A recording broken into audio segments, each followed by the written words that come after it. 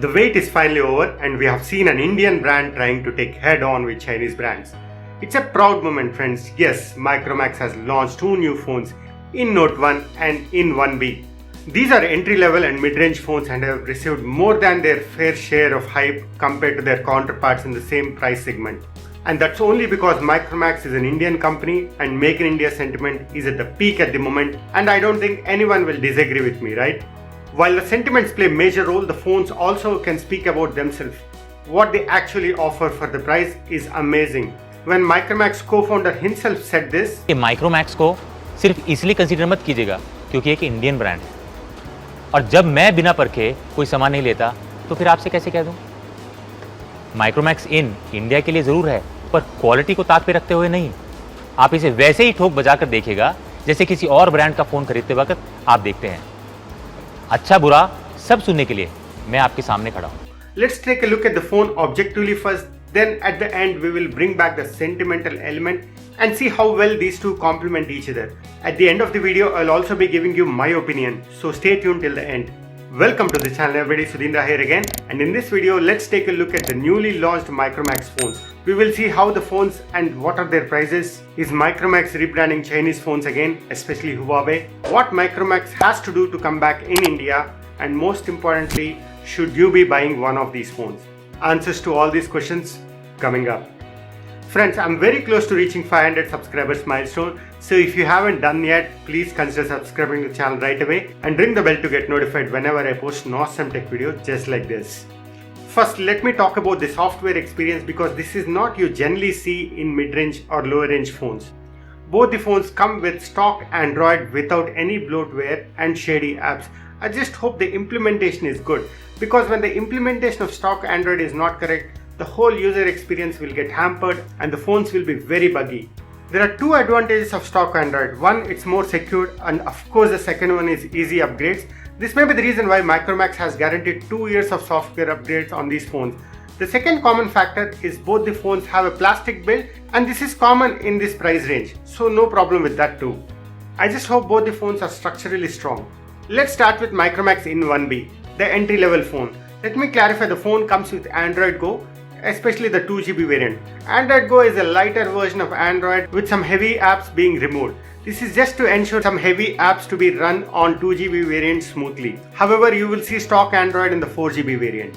Yes, Micromax in 1B comes in two variants, 2GB 32GB variant and a 4GB 64GB variant. The storage being eMMC, but we cannot expect a faster storage at this price. It comes with a 6.52-inch HD Plus IPS LCD. It is powered by MediaTek's G35, which is okay for this price. It has a dual camera setup. The back is a 13 megapixel primary sensor and a 2 megapixel depth sensor, an 8 megapixel selfie camera on the front.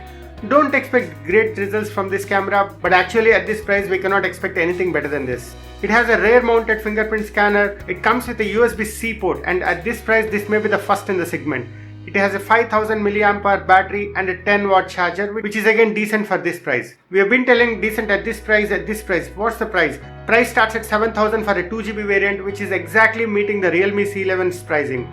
Coming to Micromax in Note 1A, the phone comes with a 6.67-inch Full HD Plus IPS LCD.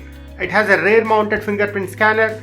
It is powered by more powerful MediaTek Helio G85. It's a gaming CPU that powers phones which is around 15,000 or under 15,000. It's a decently powerful chipset for the price. Talking about the RAM and storage, the phone comes in two variants again, a 4GB 64GB variant and a 4GB 128GB variant.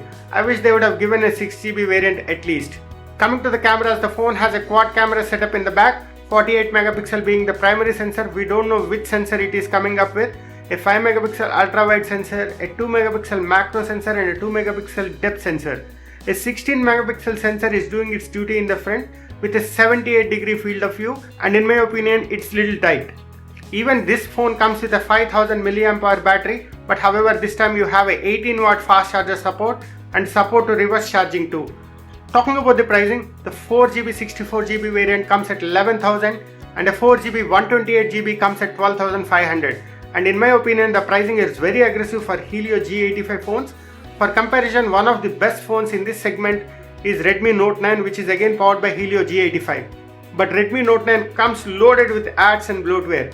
The main advantage of Redmi Note 9, however, is Corning's Gorilla Glass 5, which provides better scratch resistance.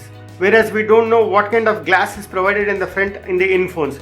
I wish Micromax provides some kind of clarity on what kind of protection they are offering on the display. For both the phones, I cannot talk about the camera performance. The phones have to come out and only then we can talk about the camera performance.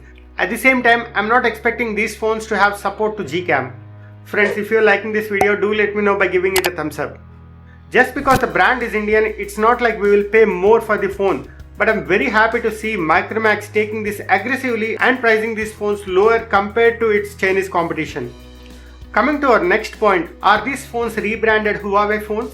Micromax tried to use Make in India sentiment as their primary marketing strategy, even though these phones started development almost a year back. I will say they have used this timing wisely and they did it right with the phones that they can speak for themselves. They did not push some junk and try to catch this sentiment that we have. There are a lot of rumors that Note 1A is a rebranded Huawei phone because the back pattern matches with one of the models of Huawei and the camera module matches with some other model of Huawei. The doubt becomes even stronger when you hear that Micromax is an official partner of Huawei mobiles in India. In my opinion, I don't have any problem as long as Micromax just took these phones as inspiration and did not actually take the components from Huawei. Also tell me one brand which did not copy any designs, be it Apple or OnePlus. But unlike many other YouTubers, I will not write off and say that Micromax is again rebranding the phone. All I will say is at the moment there is no proof that Micromax is rebranding Huawei phones and that is enough for me to trust the brand. So Micromax, if you are watching this video, please don't break our trust. Coming to Made in India, we all have to accept the fact that it is not possible to make a phone 100% in India. Components get manufactured at various parts of the world, majority in China, and Micromax just assembles these phones, similar to what Xiaomi, Realme, OnePlus and all other phones are doing. But we have to see the positive sign that Micromax has invested 500 crores into their plant, which is a good sign. What makes it good is to know that Micromax phones are designed in India, for Indians and by Indians, and most importantly Micromax is trying to increase the localization of components. This means they are trying to manufacture most of the components in India or buying components which are manufactured in India. Our next point, what Micromax has to do to come back in India. They have to continue their R&D in India, keep minimizing the dependency on Chinese components, work on better after sales service. As of now, the phones are only available online and limited to Flipkart and Micromax stores, and at the moment their stores are only in tier 1 cities. At this price range, a lot of rural customers will be looking for these phones and you should be expanding faster. And the fifth point, don't run away in 6 months again. It gets difficult to trust you again. Now coming to the most important question, should you be buying one of these phones? The answer is yes. We should encourage our Indian companies, especially when they put genuine effort into making good products.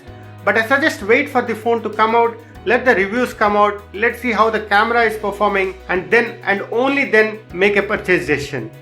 All the best Micromax and keep up the good work. And please don't repeat the mistake of rebranding phones again. We Indians will never forgive you for that. If you have liked this video, let me know by giving it a thumbs up. If you have not watched my OnePlus 8T video yet, you can find it here. You can find one more interesting video here. Tweet it, share it, and if you haven't done yet, join the Tech Platter family by hitting the subscribe button below. I will see you in my next video.